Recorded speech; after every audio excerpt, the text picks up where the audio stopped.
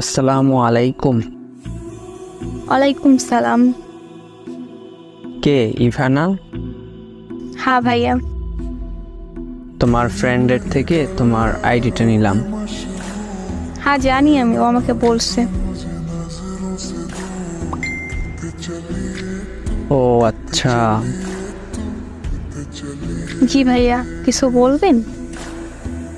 না তেমন কিছু না। আচ্ছা।